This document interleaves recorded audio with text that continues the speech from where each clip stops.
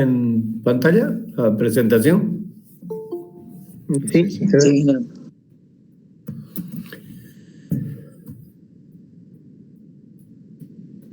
Todavía hay gente ingresando. Esperan todavía que le demos la hora y de ahí todavía se dan tiempo, ¿no? Ya van 5 minutos de la convocatoria. En realidad nuestra clase es a las 7.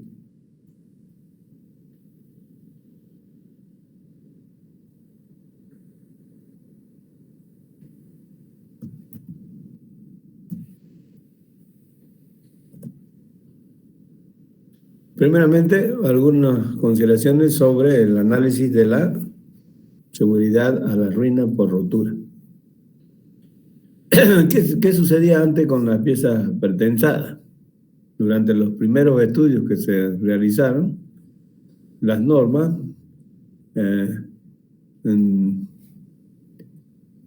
consideraban o encontraban que era suficiente verificar en la fase inicial y la fase de servicio las tensiones en el hormigón de la pieza en las secciones críticas, y con eso decían es suficiente, ¿no?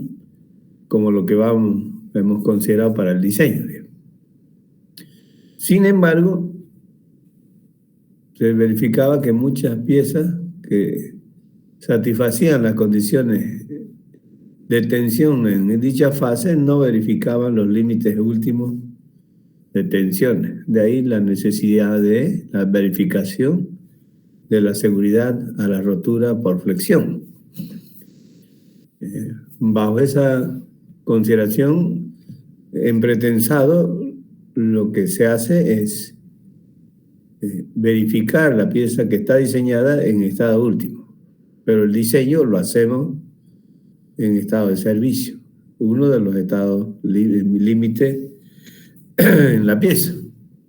Entonces, ¿qué hacemos? Básicamente, diseñamos en servicio con control de los esfuerzos, las tensiones, y hacemos la verificación en rotura, ¿ya? Lo que se llama resistencia o estabilidad, ¿no? En teoría de estado último. Ahora, para el cálculo del momento de rotura en flexión, cuando la pieza trabaja en flexión, el momento de rotura, que define la capacidad resistente de la pieza, ¿no?, es muy semejante al cálculo para las piezas de hormigón armado común, ¿no? En rotura, ¿cómo trabaja una pieza? La armadura pretensada funciona como armadura de tracción, de la misma manera que la armadura de las piezas de hormigón armado. Pero hay una pequeña, gran diferencia, digamos, esto. El alargamiento inicial del acero pretensado tiene que sumarse al alargamiento debido a la flexión de la pieza cuando se aumentan las cargas y se lleva a la rotura. Y se puede calcular en el estado límite último, de igual manera que la pieza de hormigón armado. Entonces, esa es la principal diferencia. En la actualidad, las normas compatibilizan, ¿no?, el comportamiento de la pieza en hormigón con armaduras pasivas y con armaduras de pretensado. Por supuesto, con cada una de las características que tiene en cada caso. Como es muy similar, a ver, vamos a recordar un poquito lo que sucede con las piezas de hormigón armado, ¿no? En la etapa de cargado que pudiéramos realizar una pieza de hormigón armado, vamos a suponer inicialmente que se coloca una pequeña carga transversal sobre la viga de hormigón con refuerzo en tracción para una viga de hormigón armado. Aquí tenemos en los esquemas que están abajo, ¿no? Lo que vamos a hacer es incrementar gradualmente en magnitud la carga en la viga hasta que falla, ¿no? Entonces tenemos aquí vamos aumentando y finalmente llevándola a la rotura, digamos. Cuando sucede, encontramos que la viga pasa por 3 etapas diferentes antes de que ocurra la falla. La primera, la deben conocer, es una etapa de concreto donde no se agrieta, ¿no? La segunda, etapa con esfuerzos elásticos y ya el concreto manifiesta agrietamiento, ¿no? Y la tercera etapa es de resistencia última, donde la pieza falla. Pero ¿cómo son cada una de estas etapas en hormigón armado? Aquí tenemos otra figura donde se puede mostrar, ¿no? Cuando el concreto no está agrietado, la primera, ¿no? Vamos a hacer una sección en el centro de la viga con una sección rectangular de ancho B, altura H, la posición de las armaduras a la distancia o altura útil, y ahí tenemos la armadura, ¿no? Ese es el esquema de la sección con el eje neutro en esa posición, y en estas otras 2 partes del esquema las deformaciones unitarias. En la parte superior el hormigón en compresión, ¿no? Y en la parte inferior también en compresión, y a la altura del centro de gravedad de las armaduras la deformación unitaria específica en el acero. Bajo carga reducida, ¿no? Cuando los esfuerzos de tensión son menores que el módulo de ruptura del hormigón, la sección transversal de la viga resiste la flexión con compresión en la fase superior, ¿no? Y en la parte inferior tracción. En ese caso está trabajando, ¿no?, el acero en una tensión reducida, y lo mismo el hormigón, ¿no? El hormigón por debajo de su tracción, por debajo de su módulo de ruptura, digamos. Esa sería la etapa del concreto no agrietado. Antes el análisis con la teoría elástica se lo trabajaba así, digamos, ¿no? Si le aumentamos un poco más de carga, ¿no?, vamos a llegar al concreto agrietado en la fase inferior, pero esa etapa todavía es una etapa de esfuerzos elásticos, ¿no? Sin embargo, comienzan a desarrollarse grietas o fisuras en la fase inferior de la viga, y el diagrama que tenemos para las deformaciones unitarias sería de esta manera, ¿no? E sub C en compresión, E sub S en tracción, ¿no? Y una vez que se ha agrietado, ¿qué sucede? Empieza ya una nueva etapa, ¿no? Ya que el hormigón en la fase agrietada no resiste esfuerzos de tracción, ¿no? Eso lo debe cubrir el acero, ¿no?, trabajando con la tensión F sub S, ¿ya? Esta etapa continuará mientras los esfuerzos de compresión en las fibras superiores sean menores a aproximadamente la mitad de la resistencia al concreto a la compresión, y mientras el esfuerzo del acero sea menor al límite elástico. Entonces la viga está agrietada, ¿no?, pero ya está cambiando su comportamiento bajo esfuerzo de flexión que comprime la parte superior y tracciona la fase inferior. Cuando está en ese rango de esfuerzos, la mitad más o menos de la resistencia a la compresión en la fase superior, ¿no?, este sería más o menos el estado de esfuerzo en la viga. Sería la segunda etapa, y la tercera sería ya la falla, donde se sucede la falla de la viga, es la etapa de resistencia última, digamos. Eso es lo que nosotros hablamos cuando se habla de la capacidad resistente de la pieza, ¿no? Cuando la carga va creciendo más, ¿no? Los esfuerzos de compresión resultan mayores en la fase superior que la mitad de la resistencia, y entonces las grietas de tracción se van desplazando un poquito más hacia arriba, ¿no? Se van generalizando en la zona traccionada, ¿no? Y el eje neutro también se va para arriba, se desplaza, ¿no? Entonces ya los esfuerzos de compresión empiezan a dejar de ser lineales y se forma un diagrama así curvo, ¿no es cierto? Como el que conocen ustedes, que se considera parabólico, ¿no?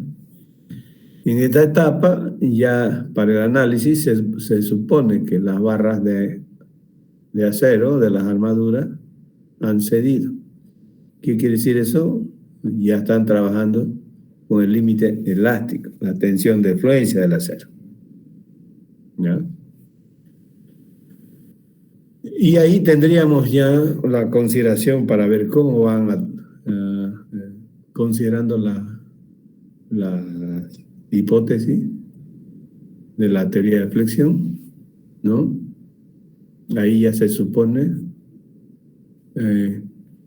como les comentaba, el acero está trabajando a su punto de excedencia con FY, ¿no? Antes de que falle el hormigón en el lado de la compresión. Y se supone para esta etapa que el hormigón llega más o menos a 0,85 el valor de la tensión de rotura a la compresión, ¿no? Las normas adoptan un diagrama rectangular, o se asume con la hipótesis un diagrama rectangular uniforme, ¿no? Con un esfuerzo constante 0,85 F'C, el momento de la rotura. Y para determinar el momento último o nominal de flexión es necesario, ¿no?, trabajar con la distancia a la línea neutra, que están denotadas ahí en la norma ACI por C, y el valor de A en la influencia de la tensión uniforme, que sería beta 1 por C, ¿no? Entonces, en el diagrama rectangular de altura A se considera para este caso, donde está la resultante, que es importante para calcular la capacidad resistente a la flexión, ¿no? Está en la misma posición que la resultante en el diagrama curvo. Esa es una condición. O sea que la posición aquí de la resultante de esta área de compresión con el diagrama curvo, en el diagrama equivalente, está en la misma posición en la vertical. Bueno, y ahí tienen, ¿no?, algunas ecuaciones, dentro de las que se resalta la primera. Y Nerón, buen día. Bueno, la primera, la resultante de tensión, es el área por la tensión en el acero. Y la compresión sería la tensión uniforme multiplicada por el área en compresión. Pero esto se logra solo con la condición de equilibrio de la pieza en rotura, ¿no es cierto? Es esta ecuación. La tensión de la resultante en compresión es igual a la resultante en tracción del acero. ¿Qué quiere decir? Estas fuerzas son iguales. Cualquiera de esas dos fuerzas multiplicadas por el brazo de palanca nos da el momento nominal, que sería el momento último, ¿no?, que considera la norma. Sería la resultante T o C por el brazo de palanca, que sería de la altura útil al centro de gravedad de la armadura desde el borde superior, descontando la mitad de la distancia al borde superior al centro de la fuerza C, digamos. Eso es de conocimiento de ustedes, ¿no es cierto? Ustedes han visto en la teoría de flexión en hormigón armado. ¿Hay alguna diferencia con lo que ustedes han visto en sus clases de hormigón armado? Disculpe. Hasta ahora. Ingeniero, disculpe. ¿Sí? ¿Algún comentario? Sí, pasa de que esa simplificación que hacemos del hormigón en el estado último no es así, ya que tiene la parte de compresión, su diagrama de tensiones es un diagrama parabólico. Entonces lo que nosotros hacemos, según la proposición de Whitney, es simplificarlo a un diagrama rectangular usando un factor beta, que generalmente es de 0,85. Pero ese factor beta de 0,85 es solamente hasta tensiones de compresión de hasta 300 kilogramos por centímetro cuadrado. En pretensado utilizamos tensiones más altas y para eso hay que hacerle una corrección a ese factor beta. Bueno, es esquemático porque no hemos hablado todavía de pretensado, ¿no?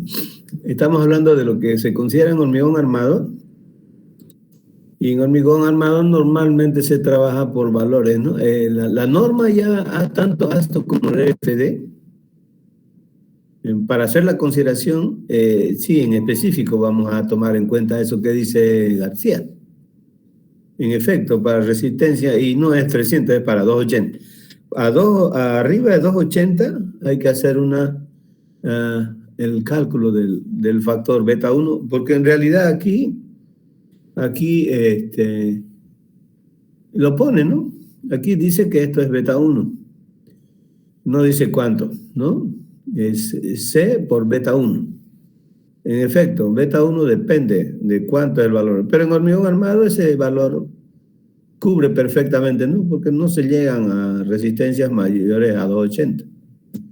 Tanto ACI como ASTO establecen las normas, establecen la ecuación para calcular beta 1, ¿no? ¿Cómo lo hace? Cada 70 kilogramos por centímetro cuadrado o cada 7 megapascales por encima del valor 280 se hace una reducción, ¿no es cierto?, de 0,05, ¿no? Al factor 0,85. Y hasta 280 por debajo se trabaja con 0,85. Con el límite máximo, mínimo, digamos, de 0,65 también. O sea, si va subiendo la resistencia, voy bajando beta, pero eso no va, ¿no?, sin límite. Eso desde 0,85 puede bajar mínimo hasta 0,65, digamos, que sería el límite inferior, digamos, ¿no?, en las piezas. El comentario va, digamos, ¿no?, pero lo vamos a hacer en específico cuando veamos la pieza de hormigón armado, el diseño de la pieza de hormigón armado, justamente en ese estado. Así, que hemos dicho, es similar, dice. Le vamos a llegar a un diagrama similar a este, ¿ya? Pero con las armaduras pasivas y la armadura de pretensado. Entonces, básicamente es ese, digamos, el comportamiento para quienes no recuerdan, no lo han visto o todavía no lo entienden claramente, ¿no? Ahora, nosotros, como podemos observar en una pieza de hormigón armado, observamos aquí que de manera directa, como llegamos al estado del momento último de rotura, aquí la tensión en el acero es FY, digamos. ¿Qué quiere decir? Estamos trabajando con el límite elástico y en el hormigón estamos trabajando con 0,85, la tensión de compresión a los 28 días. Esos serían los límites, los valores, las tensiones con las que van a trabajar el acero en rotura, ¿no?, en el análisis que se considera. Veamos qué es lo que sucede en pretensado. Primeramente vamos a ver la variación del esfuerzo en el acero con la carga en una viga pretensada, para que tengan una idea de cómo trabaja en particular la armadura, digamos. Para el hormigón, la norma es casi similar y compatible, digamos. Pero hay una gran diferencia que ya la hemos notado y es importante que sepamos cómo queda tensionado el acero, ¿no? Desde que se aplica el pretensado hasta que va a fallar la armadura, digamos, ¿no? Aquí tenemos un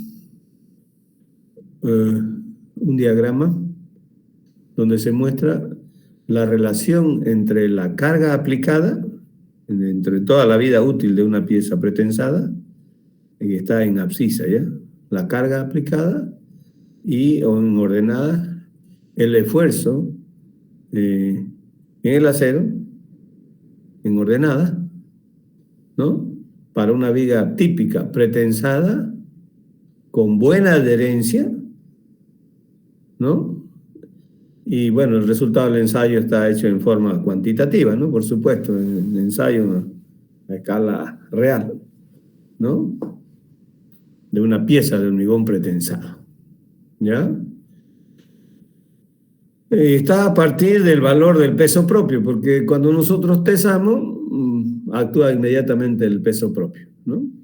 Si observan aquí, en este rango donde dice pérdidas, y la línea en la vertical está sombreada, digamos, como que estuviera resaltada, como que hay no solo un valor, sino varios, digamos.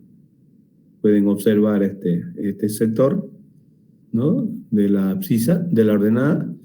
Entonces, ¿dónde empieza la tensión en el cable? El valor máximo en tensiones alcanzables en la parte de ejecución y bajo carga de servicio está a partir de este valor. Este es el valor máximo donde estoy marcando el valor FPJ, digamos. Es la tracción en el cable el momento que yo agarro, se agarran los cables con el gato y se traccionan a un valor máximo antes de anclar. Ese normalmente cuando veamos la unidad 6 se llama FPJ. No hay un valor más alto ejecutado en la tracción del cable que sea mayor que ese. Ese es el valor máximo. ¿Dónde está eso? Está, si agarramos un cable postensado, está en el apoyo, entre la placa de anclaje, de apoyo, y el gato. Ahí ustedes pueden hacer un corte donde está el cable y este es el valor FPJ. Se ancla el cable y hay unas pequeñas pérdidas, ¿no? Por hundimiento de anclaje y la fricción a lo largo del cable, y entonces el valor desciende a este valor de tensión que es FPI. Ese es el valor en transferencia cuando el cable está anclado, y ahí eso es consistente con la etapa 1 de cargado que hemos visto en la unidad 3. ¿Ya? De ahí para adelante pueden pasar un tiempo y van a sucederse las pérdidas por diferentes fenómenos, y finalmente puede bajar a este valor en el tiempo, 4, 5 años y medio, hasta 6, viene el valor FPE, que es la tensión en el acero efectiva, digamos. ¿Ya? Entonces, si lo miramos, no ha salido de este valor del peso propio, digamos, en cuanto a carga. Es cuestión nomás de tiempo. Se ancla el cable, pasa el tiempo y se queda ahí. Si yo no le aumento más carga, ahí se quedaría. Y como pueden ver, es el valor más bajo, ¿no es cierto? A medida que aumentan las cargas, se va incrementando, pero yo estoy diseñando la pieza para soportar carga. Entonces, se aumenta la totalidad de la carga muerta y podría llegar más o menos a este valor, ¿no es cierto? Entonces, aquí tenemos un valorcito delta FP que es NP, ¿no? Por delta FPS, en realidad es el acortamiento elástico que puede presentarse como una pérdida, ¿no? En el acero. Y seguimos aumentando la carga y vamos a llegar a la descompresión del hormigón. La descompresión es una etapa importante del cargado de una pieza pretensada, porque ahí toda la compresión que le hemos dado con la aplicación del pretensado, al aumentar las cargas se va a ir reduciendo. Todas las tracciones que provoquen las cargas actuantes van a contrarrestar el efecto pretensado, y en este estado se anula la compresión dada y de ahí empieza la pieza a traccionarse. Y con las deformaciones también sucede algo similar, ¿no? Y podría seguir aumentándose, ¿no? Y podríamos llegar a la carga de agrietamiento, ¿no? Y este límite que tenemos aquí sería finalmente, si yo voy a diseñar una pieza donde tiene resistencia nula a la tensión, el diagrama continuaría por este lado, ¿no? Pero si yo voy a diseñarlo absorbiendo una capacidad resistente y lo que no lo absorba el hormigón lo absorbaría algunas armaduras pasivas, entonces podría diseñarse una pieza de hormigón pretensado, parcialmente pretensado.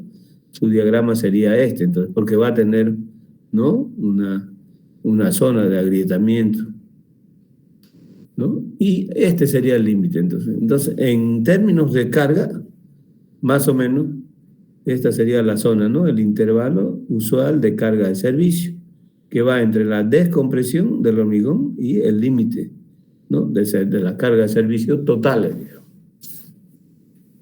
Por encima de ese valor ya son los valores y característicos que se presentan de los materiales, que serían la tensión de rotura FPU, que es el valor que el acero en la falla, en el ensayo a la tracción en el laboratorio, ¿no? Y el valor del límite de escurrimiento, que es FPY, que como conocen, este valor es convencional, ¿no? En el diagrama no se da porque no se presenta como un valor de tensión en el que consideramos que ahí debería estar, digamos, ¿no? En una zona intermedia previa a la rotura del acero.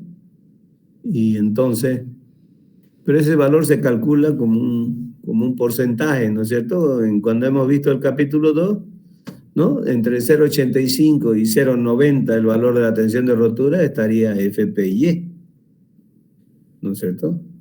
Pero bajo carga de servicio nosotros trabajamos con una fracción de FPU o una fracción de FPY, pero nunca llegamos a un límite con el valor de escurrimiento. Siempre está más o menos en 0,9, 0,8, 0,85. Y es este valor, ¿cierto? ¿Y qué es lo que se observa aquí? El esfuerzo del acero en la falla, en la pieza, no es el valor de la tensión de rotura del acero en el ensayo a la tracción. Es un valor ligeramente menor. ¿Entre qué valores está? Entre FPU, que es tensión de rotura, y FPY, que es tensión de escurrimiento, y más tendiendo hacia el valor de rotura en el ensayo. Con una aproximación, digamos, ¿no?, podría yo tomar igual, digamos, ¿no?, el valor de FPS, ese valor se llama FPS. Tensión de rotura del acero en la pieza pretensada. En el laboratorio es el cable, ¿no?, o la barra ahí libre, solita, no está en el hormigón con adherencia, trabajando en la pieza. Está teniendo una tracción axial, ¿no es cierto?, directa, hasta romperlo, ¿no? Ese no es el valor de rotura en la pieza. ¿Ya? Entonces, ¿qué nos muestra esto? La primera diferencia, la segunda diferencia, ¿no? Hay que tomar en cuenta dos cosas entonces, ¿ya?, para el análisis de una pieza en estado de rotura pretensada. Primero, la tensión en el hormigón armado es el límite elástico, porque las armaduras entran en cedencia. No se puede trabajar con un valor arriba del límite elástico porque la armadura ya está en escurrimiento, ¿no es cierto? Entonces, ahí llega el límite elástico y empiezan las deformaciones, ¿no?, exageradas, ¿no? Sin incremento de la carga, entonces no podría yo hacer trabajar con el acero con un valor mayor en hormigón armado, ¿no? En pretensado, esto está cerca de un valor de rotura y no hay escurrimiento. El escurrimiento es convencional, es teórico. ¿Está bien?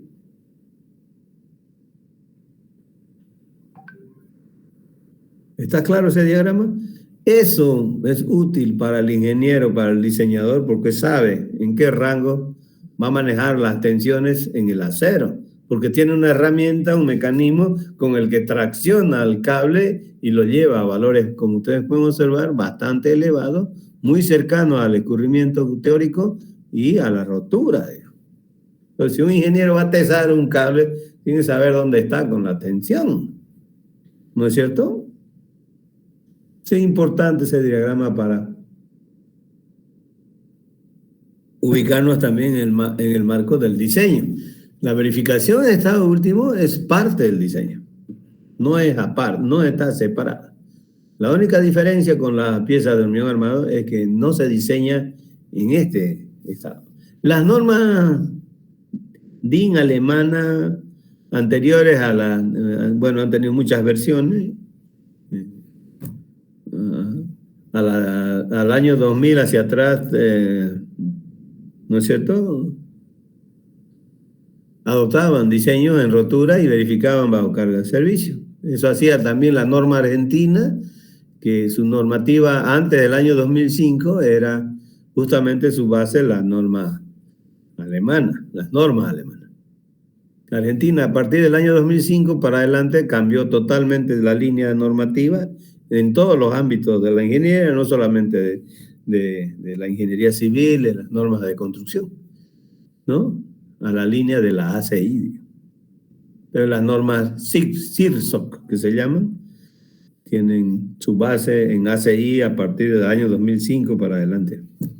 Si ustedes encuentran una bibliografía antes del año 2000 de los libros argentinos de hormigón pretensado, van a ver el diseño, ¿no?, en estado de rotura. ¿Ya? Las consideraciones para el diseño en estado de rotura, ¿no? En nuestro medio siempre se siguió la línea de Asto desde que se introdujo el pretensado en Bolivia, ¿no? Entonces, es parte del diseño. Entonces, ¿cuál es el primer problema?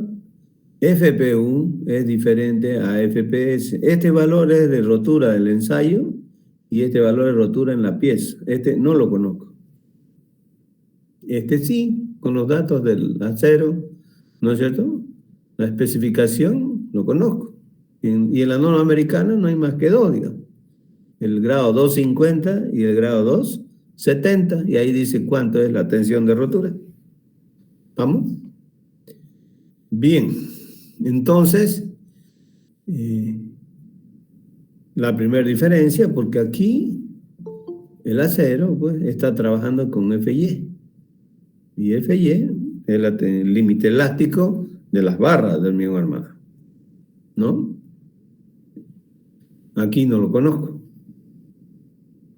En un cálculo muy aproximado, muy básico, digamos, yo en principio podría adoptar la tensión del acero, pero hay estudios y las normativas más bien establecen ecuaciones para calcular el valor de FPS en función de las características de los materiales, las dimensiones de la pieza, ¿no?, y otros parámetros.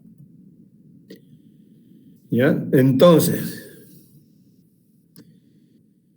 si nos vamos a las deformaciones, como va a variar el valor de FPS, el segundo elemento es este que habíamos indicado aquí, ¿no es cierto? Es muy importante. Vamos a dejar un poquito el hormigón armado y nos vamos a ir a lo nuestro. ¿Qué dice lo nuestro? El alargamiento inicial del acero de pretensado se debe sumar debido a la flexión de la pieza. Entonces, hay un alargamiento inicial. En hormigón armado no hay, las cargas son directas y yo llego aquí y agarro y considero este valor, ¿no? Claro que para el diseño ya hay otras consideraciones, ¿no es cierto? Si este valor está entre 2 y 5, hay una transición para la rotura por compresión en la viga, ¿no es cierto? Y esa es una rotura frágil. Pero si este valor está por encima del 0,4 a 5 por mil, ¿no es cierto? Ya se garantiza una rotura dúctil y entonces primero falla el acero, después el concreto. Pero ya son lineamientos para el diseño en la actualidad. Es justamente la consideración, ¿no? Antes era 4, creo que ahora en la norma, en la 2007 para arriba, ya 2017 arriba, creo que esto es 5. 5 por mil, y entonces se asegura el diseño de una pieza con rotura de tipo dúctil. Pero ya eso es característico del diseño. Nosotros estamos viendo cómo se llega a la falla en una pieza de hormigón armado, porque hemos dicho que la de la pieza pretensada es muy similar. Entonces, vamos a ver qué suceden con las deformaciones entonces, ¿no? Si nosotros hiciéramos lo mismo, ¿no? Considerando que si se tiene la deformación última de la armadura de pretensado, se podría observar el comportamiento de la pieza desde que se tensa hasta que rompe, digamos. Lo mismo que hemos mostrado así para la pieza de hormigón armado con esas 3 fases o etapas de cargado. Nosotros vamos a suponer, ¿no? Una pieza cargada inclusive con su peso propio, como mostramos aquí en esta pieza. ¿Ya? Peso propio aquí, y con peso propio más o menos podemos estar en este rango, ¿no? FPJ, FPI. Si consideramos que están las pérdidas, estamos aquí. ¿Ya? Entonces, y vamos a considerar que se han sucedido las pérdidas, ¿no? Por otro lado, se considera nula la resistencia a la tracción del hormigón, y entonces solamente van a entrar las armaduras, digamos, dentro de la zona donde hay que analizar, ¿no? Las deformaciones en el acero, en la zona traccionada de la pieza donde lo vamos a poner. Al momento de considerar la primera fisura que aparece en las tensiones, producto de las tensiones de tracción del hormigón, las deformaciones que sufre la armadura pretensada, desde ese momento hasta que viene la rotura, son: 1, debido a la fuerza de pretensado final, PE efectiva sola, digamos. La segunda, debido a la descompresión al nivel del centro de gravedad del acero. Y la tercera, debido a la flexión por la carga actuante. Entonces, resulta que hay 3 deformaciones unitarias específicas que deben sumarse en la armadura de pretensado. Ya no es una directa como la que se tiene en hormigón armado. ¿Ya? Entonces, veamos cada una de ellas y después volvemos al gráfico para ver los detalles de este diagrama. La primera, debido a la fuerza de pretensado final, el hecho de haber traccionado la armadura para darle la compresión al hormigón traccionando el cable, ¿no es cierto? Y esperando un tiempo que eso se estabilice, que la fuerza sea constante ya a lo largo del tiempo, entonces tendríamos la armadura trabaja solamente traccionada, y ahí tendría entonces, aplicando la relación entre tensión y deformación, tendríamos P infinito dividido a sub P sería la tensión en el cable. Dividido al módulo va a ser la deformación unitaria específica. ¿Ya? Esa es la debida a la fuerza de pretensado final. ¿Dónde está en este diagrama? Aquí. ¿No? P efectivo, 1, esto sería. ¿No es cierto? Este es el diagrama 1, dada por la deformación. Y esa deformación provoca una variación lineal porque es parte de la hipótesis, y más o menos trabaja así en esta línea. ¿Ya? Esa sería la provocada por la deformación unitaria específica en la fase inferior. a la altura del centro de gravedad del avión, es ese valor que estoy calculando aquí, este valor es su P1, sería este aquí, donde está la armadura o el cable. Este es el centroide del acero, ¿no ves? Este diagrama. Estoy dibujando una pieza con un diagrama de deformaciones en la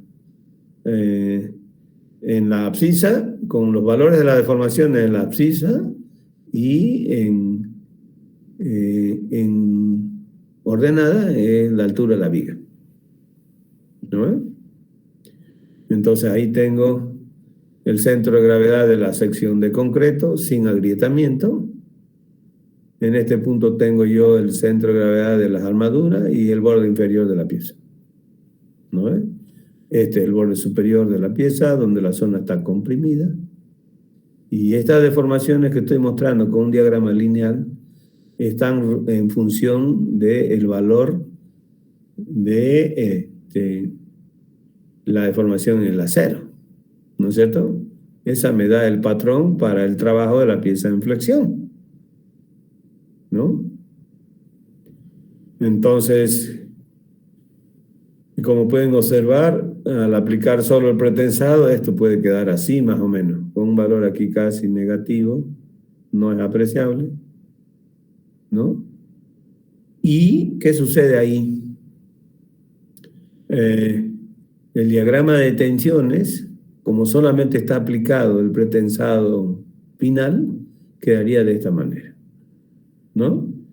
Sigma 1, sigma C1 debido a P infinito, sigma C2 debido a P infinito, eso sabemos calcular. Si nosotros solamente aplicamos el pretensado, tenemos, ¿no?, la atracción axial más la flexión, ¿no?, por la excentricidad, y entonces vamos a tener comprimido aquí, traccionado allá arriba, y a la altura del centro de gravedad de los cables vamos a tener este valor de tensión cuando solo actúa la fuerza pretensada, que se llama sigma C debido a P infinito. A la altura del centro de gravedad de los cables, esto sería sigma C P infinito. Tensión en el hormigón debido a P infinito en la posición, en elevación donde están los cables. ¿Ya? Hasta ahí todo bien, digamos. Pero ¿qué sucede? La segunda, hemos dicho que es la descompresión del hormigón a nivel del acero. Entonces, producto de la aplicación de cargas, en el diagrama inicial que les había mostrado, ¿no es cierto?, venía en esta línea el peso propio, ¿no es cierto? Y a medida que vayan aumentando las cargas, voy a llegar hasta aquí.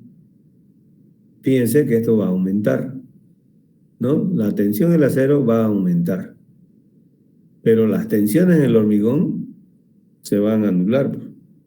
A la altura del centro de gravedad del cable, donde está en la pieza, ahí se va a anular.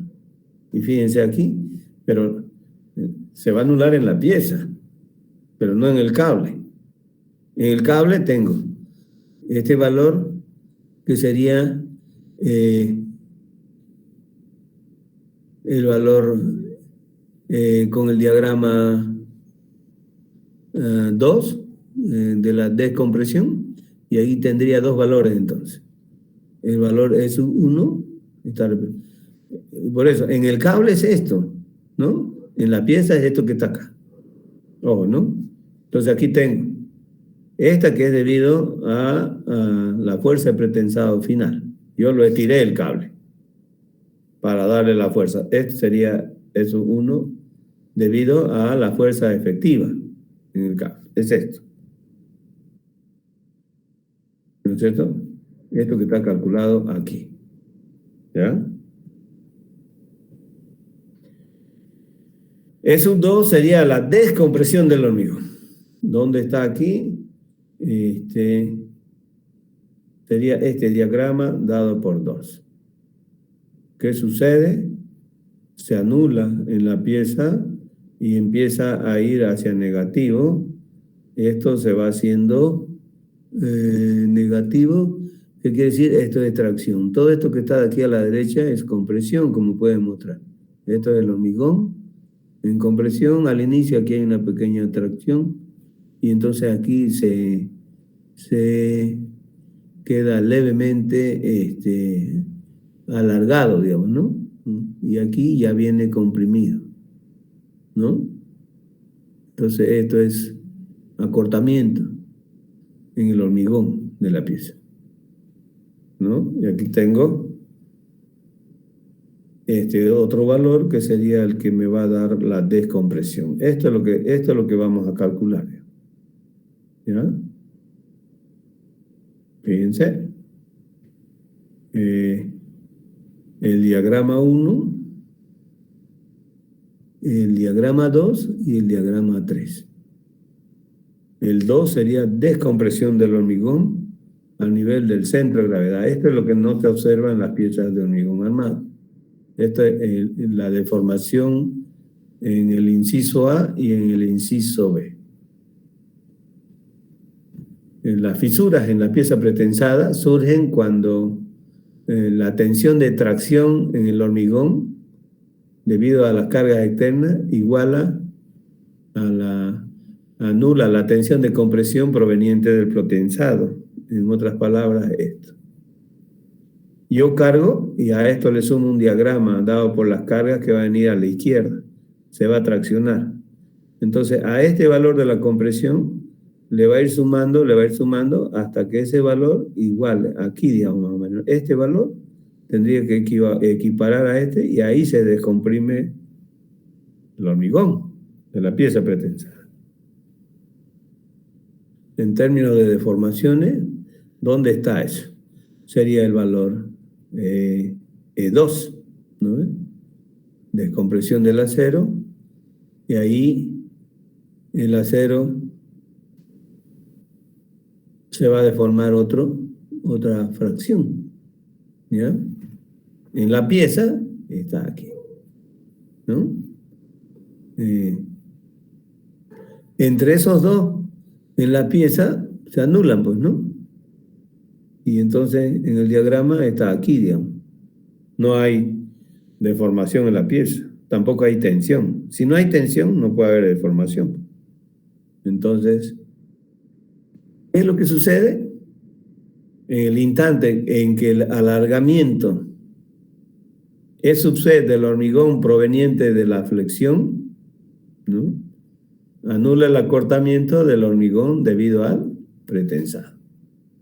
Lo que yo le dé en flexión aquí, ¿no? A la pieza, esto produce un alargamiento en el acero. Lo va a igualar a esto se va a descomprimir, la tensión se anula, pero aumenta el alargamiento del cable. Es esto. ¿Cómo lo calculo ese alargamiento? ¿No? Dado por las tensiones, ¿no? Igualando al valor que se produce en el hormigón, pues, ¿no es cierto? Es la tensión dividido el módulo. Entonces ahí tengo yo dos deformaciones unitarias específicas. Ahora nos vamos a ver aquí en el diagrama, ¿ya? Esto es la pieza. Entonces el diagrama 1 con el 2 se cierran aquí, y aquí yo tengo ya dos deformaciones. Esto está en una escala, pero está aparte. Esto es del acero, ¿no? Esto es por la fuerza pretensado final, y este valor es debido al acortamiento, ¿no? A la descompresión del hormigón. Y este otro que viene aquí es incrementando carga, sería el diagrama 3. Diagrama 3 viene dada por la flexión de las cargas desde ¿dónde estaba? Aquí está. Fíjense, desde la descompresión del hormigón voy al valor de agrietamiento, termina la etapa de servicio, hay que incrementar la carga hasta que falle el acero, ¿no es cierto? En términos de alargamiento, eso está aquí.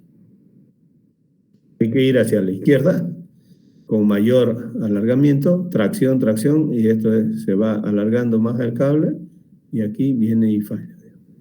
Entonces aquí están los tres valores, fíjense. E sub 1, E sub 2 y E sub 3. Esas son las deformaciones. Lo que está en la vertical está acotado, ¿no es cierto?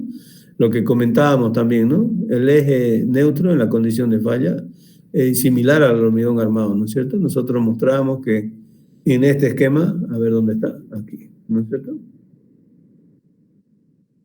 Aquí, ¿no? Esto se iba para arriba, ¿no? Fíjense, aquí está más abajo, aquí está más abajo, ¿no es cierto? Entonces, se desplaza el eje neutro para arriba, lo mismo sucede en la pieza de hormigón, aquí está, ¿no? Fíjense, hasta el valor C, ¿no? Lo mismo sucede en la pieza de hormigón pretensado. ¿Bien? El centroide del concreto, sin agrietamiento, intersecta a las dos líneas de variación de la deformación en la pieza. El diagrama 1, este lo provoca el pretensado. El 2, la descompresión del hormigón, ¿no? Son cargas que actúan pasando el peso propio, ¿no? Hasta descomprimir. Descomprimir, ¿qué significa? Anular la tensión dada por el pretensado donde está la armadura. Eso es. Aquí se hace cero. Y se hace cero no solamente en tensión, sino también en deformación unitaria específica de la pieza, no del acero. ¿Estamos? Pero ahí tienen que perder esa idea, digamos, ¿no? De que ustedes empiezan a aplicar carga, la del hormigón armado, ¿no? La del hormigón armado, ustedes empiezan a dar carga y empieza a aumentarla, empieza a traccionarse y ahí empieza la deformación en el acero. En pretensado hay dos antes que es lo que habíamos dicho al comienzo. Pero, o sea, no había sido una, habían sido dos. En realidad nosotros no dijimos que era una, digamos, ¿no? ¿Qué dijimos? A ver, vamos a revisar eso. A ver, aquí. ¿No? ¿Qué dijimos? El alargamiento inicial del acero pretensado, nada más, ¿no? Se debe sumar al debido a la flexión de la pieza. Ahí está. No hemos dicho que era solamente debido a la fuerza de pretensado, ¿no es cierto? Entonces, y ahí vienen las otras, ¿no? Esa es la descompresión y podría sumar, ese sería el alargamiento inicial o lo que se llama también el prealargamiento, ¿no? El prealargamiento yo sumo, ¿no? E sub P1 más E sub P2 y tendría, ¿no? El primero es P infinito dividido E sub P A sub P. Aquí lo tengo, es este, ¿no es? Ese es el primero. Y el segundo es sigma C P infinito dividido E sub C, es este término. Saco común denominador y me da esta expresión. Al sacar común denominador para este valor de acá, del segundo término, si el común denominador sería E sub P por A sub P, ¿no es? Porque E sub P, A sub P está en este término y aquí está E sub P. Pero al sacar el común, dividir entre esta parte del denominador, me da la relación E sub P dividido E sub C. Y ese valor es alfa E, la relación modular, acero versus hormigón. Entonces está aquí arriba, ¿no ves? Entonces sería E sub P, prealargamiento, P infinito, más alfa E, tensión a la altura del centro de gravedad, que sería sigma C P infinito. Lo pongo en valor absoluto para no hacer variar o equivocar, digamos, ¿no? En el signo de la tensión, ¿no? Por el área divido E sub P A sub P. Ese sería el alargamiento, el prealargamiento de una pieza. A eso hay que sumarle las cargas. Y ahí viene el tercero, que sería debido a la flexión por las cargas externas, digamos, después de la primera fisura. La primera fisura y ahí se decomprime la pieza, ¿no? Ahí ya, ¿no? Los momentos actúan sobre una pieza fisurada, no pretensada, porque parece la primera fisura, sigue fisurándose Y ahí tracción, ¿no? En la fibra inferior, compresión arriba y eso empieza a aumentar. La falla se alcanza con E sub P, alargamiento del acero, y E sub C, acortamiento del hormigón. De la misma manera que la pieza de hormigón armado, pero con otros valores. ¿No es cierto? Y ahí lo mismo, ¿no? Se mantiene la hipótesis de proporcionalidad de las deformaciones a la distancia a la línea neutra. ¿Qué quiere decir? ¿No? Los valores de la deformación unitaria específica son proporcionales, van aumentando hacia los extremos. Hacia arriba en compresión, hacia abajo en tracción, es valores de alargamiento. Nosotros hablamos en hormigón armado, ese valor que está en el hormigón es el mismo que está en el acero, ¿no es cierto? En el diagrama que ponemos para pretensado, ¿no? Ese valor está representado de manera lineal también, ¿no? Por eso dice, se mantiene la hipótesis de proporcionalidad. ¿Qué otra hipótesis también hay que se mantiene en teoría de flexión en estado último? ¿Cuál es la otra? Para el análisis de una pieza en rotura.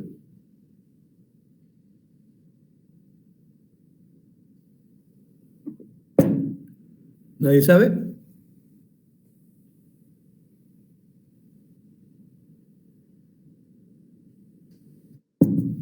Para los que estén en clase. García, ¿cuál es la otra hipótesis? No recuerdo, ingeniero. Pero es fundamental, pues central, dos son. Las otras son otras suposiciones, ¿no? Se dice, por ejemplo, el hormigón no resiste a la tracción, ¿no es cierto? El valor de la tensión uniforme en el acero es 0,85, ¿no? F'6. Hay otras, varias. ¿Cuáles son las principales? Una es la que le he nombrado. ¿Cuál es la otra?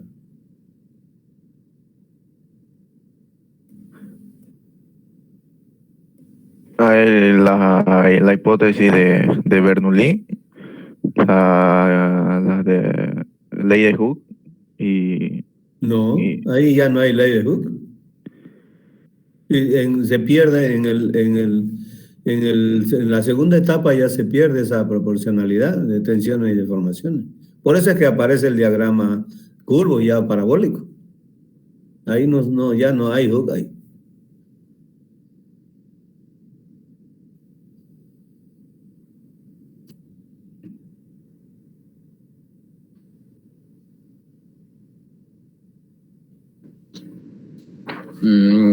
Bueno, yo tengo anotado, creo que son 7 las hipótesis para los elementos.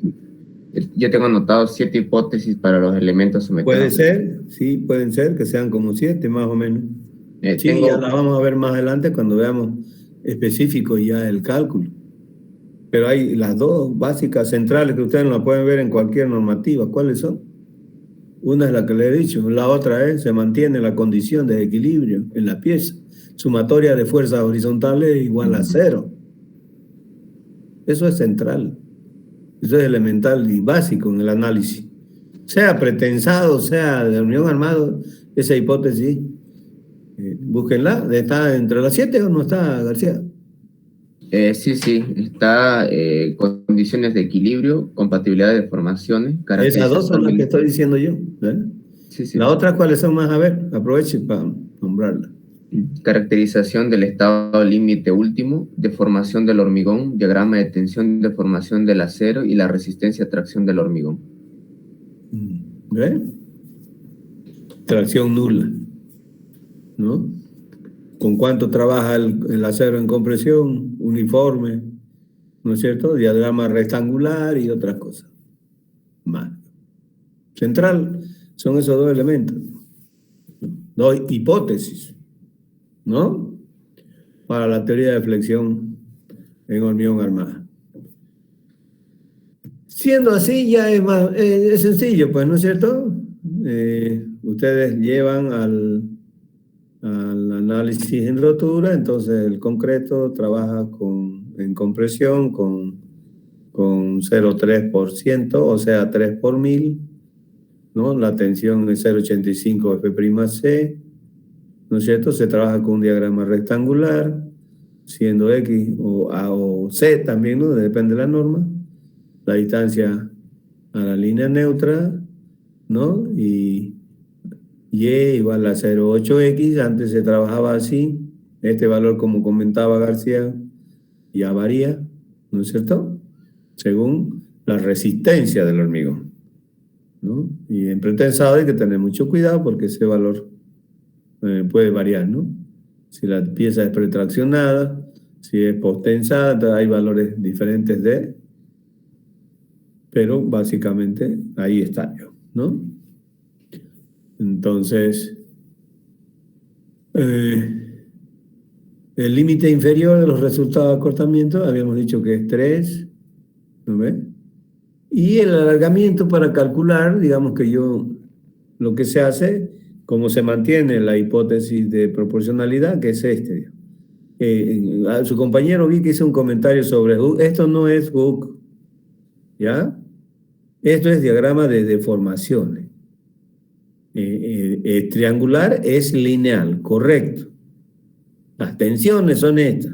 Aquí ya ni aparecen, porque no resiste el concreto.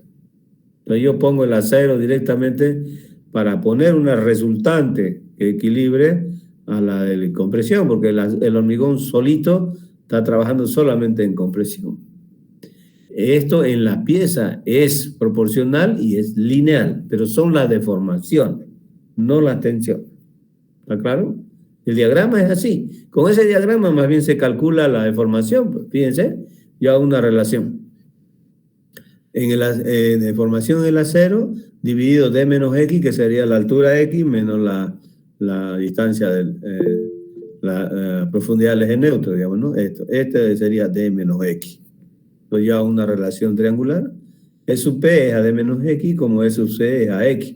Y ahí yo puedo sacar, reemplazando estos valores, más o menos encontrar cuánto sería la deformación. Y si hablamos en términos de límite, el límite superior, digamos, podría ser 3,5, ¿no? El valor mínimo en ACI, esto se trabaja con 3, ¿no? El valor mínimo es 3, ¿no es cierto? Y esto pues puede llegar hasta el 10 por 1000, ¿no es cierto? Y las armaduras que diseñan ustedes en mi armado trabajan de 5 para arriba, digamos. Pero esto máximo en rotura puede llegar a 10, ¿no es cierto? Pero la pieza ya va a romper, digamos, ¿no? Entonces, ahí, ¿no? Y bueno, se puede también determinar en base a la condición de equilibrio, ¿no? Determinar la distancia a la línea neutra de manera muy sencilla, digamos, ¿no? La zona en compresión, la zona en tracción es el área por la tensión, y la zona en compresión es el área comprimida multiplicada por la tensión. ¿Cuál es el problema? Este valor no lo conozco. Es lo que habíamos indicado, ¿no es cierto? Entonces ahí surge un problema.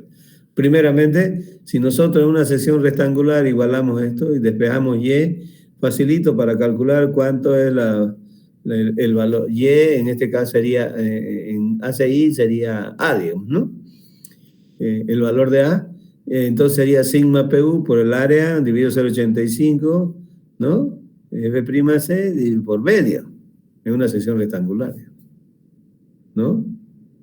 Pero no conozco la tensión de falla o rotura del acero. Entonces ahí ya surge un problema. Ya yo tengo que encontrar la tensión de rotura del acero para calcular la profundidad del eje neutro y el valor de A, digamos, ¿no? O Y que indica en este esquema, digamos. Para eso ya hay un procedimiento. Pero ¿dónde vamos nosotros? ¿No? Eso queda vinculado, digamos, ¿no? Al cálculo de la tensión, sigma PU o FPS, que lo hemos mostrado en el esquema. ¿No es cierto? Pero lo cierto es que para encontrar el momento es igual, digamos. Hay que encontrar el brazo de palanca, hay que encontrar C o T, y multiplicado por el brazo de palanca Z, se multiplica el momento disponible o resistente MR.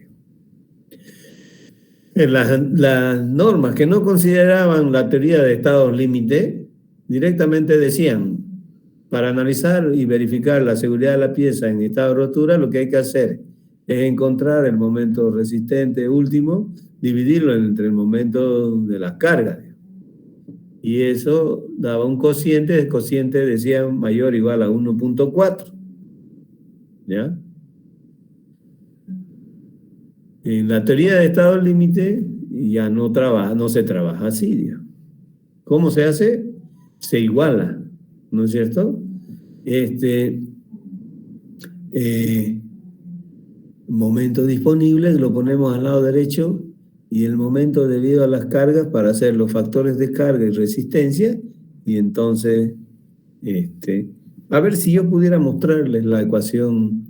A ver un ratito, por favor, si podemos esperar. Todavía tenemos unos 2 minutos, 3, 4, 5 minutos para mostrarle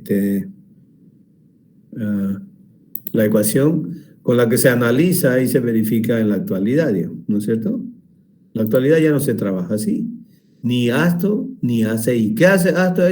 Utilizan, ¿no?, el procedimiento en estado, en la teoría de los estados límites, ¿no es cierto? Y utiliza los factores de carga y de resistencia, ¿no? ¿Qué es eso? A ver si puedo encontrar algo para mostrarles así rápidamente, ¿no? A ver,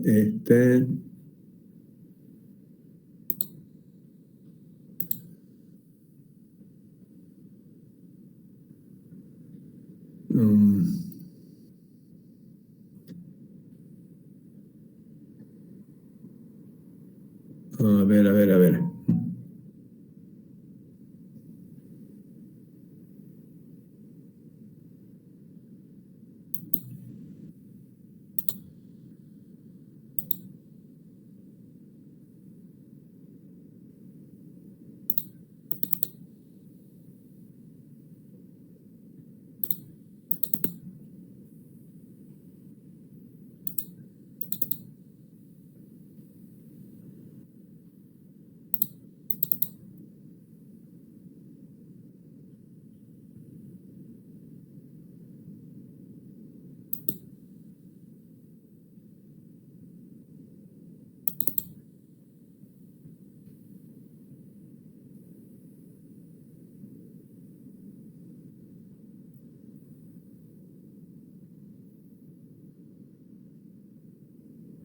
Ya, a ver si la encontramos.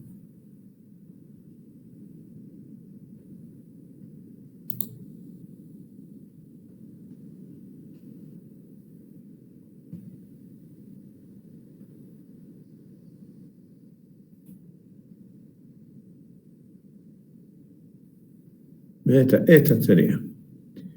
Es verdad que no está en compartir, ¿no? A ver, vamos a compartirlo. Ahí lo tengo.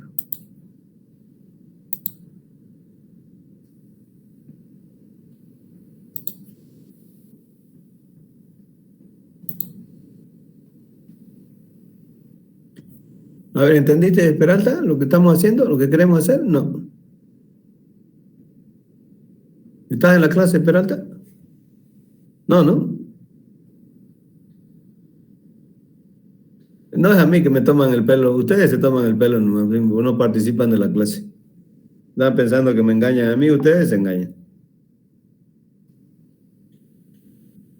Ahí tenemos, fíjense. Esta es la ecuación básica de diseño de ASTO, ¿no? El diseño debe satisfacer para las combinaciones de solicitaciones, ¿no? De esta manera, ¿no es cierto? Del lado izquierdo tengo yo las solicitaciones, del lado derecho tengo las resistencias, ¿no? Los factores gamma sub i, que son de carga, multiplicada por las cargas, ¿no?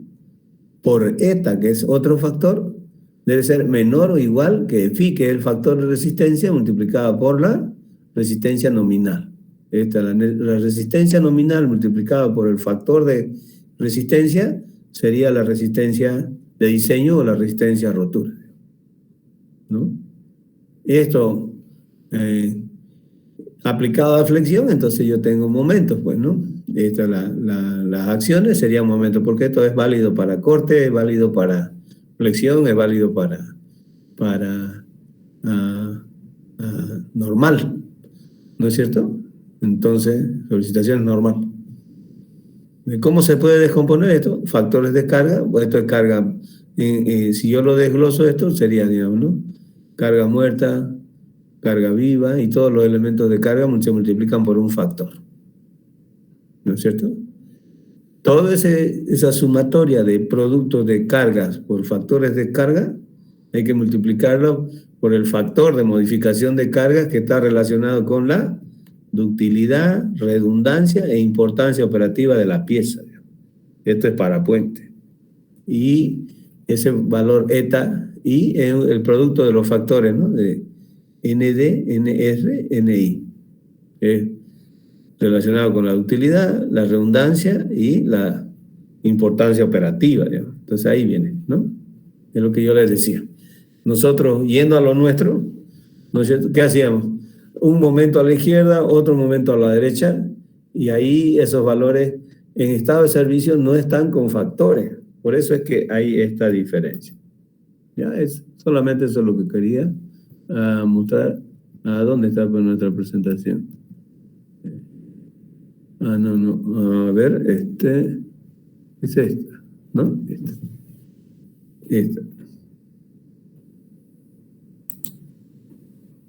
Ahí está. Las normas hacían este análisis de verificación. En la filosofía de diseño por factores de carga y resistencia que considera tanto ASTO como ACI, no es este el análisis. Aquí directamente nosotros dividíamos el momento resistente entre el momento dado por las cargas y ese factor tenía que ser mayor a 1,4. En la actualidad, la filosofía es esta. ¿Ya? Este valor, el valor del momento nominal sería, ¿no es cierto?, Rn multiplicado por un factor. En pieza de hormigón pretensado, normalmente ese valor de phi es 1. En hormigón armado me parece que es 0,9.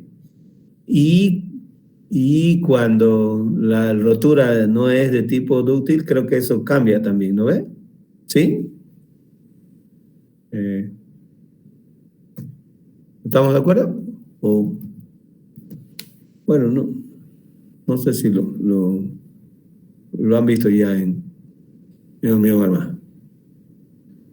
¿Sí? Cambia, ¿no es cierto? El factor phi. En ACI hay una ecuación para calcular phi en función de los valores de las deformaciones, ¿no? Cuando las deformaciones están por debajo de 5, entre 2 y 5, entonces se calcula phi y ese es valor menor que a 0,9, ¿no ves? Ese es el factor. Pero el factor de resistencia. Lo de carga está especificado para cada caso ya de manera específica. Los factores de carga en las normas. En ACI hay unos valores, en ASTO hay otros, ¿no? ASTO es netamente para puentes. Bien, ¿alguna consulta? Ingeniero, ese factor phi que mencionabas, creo que cuando está en la zona de transferencia, ¿no? ¿Cuál? El que mencionaba ese factor de reducción de la resistencia del material dependiendo de la deformación. ¿Cómo en transferencia? Es que cuando analizábamos el tema de la deformación, veíamos que el diseño dúctil, ¿no?, y económico es arriba del 5 por mil. Pero ¿qué pasa si esa deformación es menor del 5 por mil? Había un rango, ¿no? En ese rango había que recalcularle ese factor phi que menciona. Claro, pero es para hormigón armado, José. Sí. ¿Correcto? Sí, correcto. 2 a 5, ¿qué indica? ¿Qué significa, Dios? Hay una transición, ¿no es cierto?, entre el tipo de falla, ¿no?, de la pieza. Entre 2 y 5 hay una transición. 2 falla por compresión, la rotura es de tipo Pratt. Y hay una transición de 2 a 5, intermedia, digamos. Ahí se puede calcular phi, digamos, variando. Bien, ¿alguna otra consulta? Ya estamos por cerrar la clase.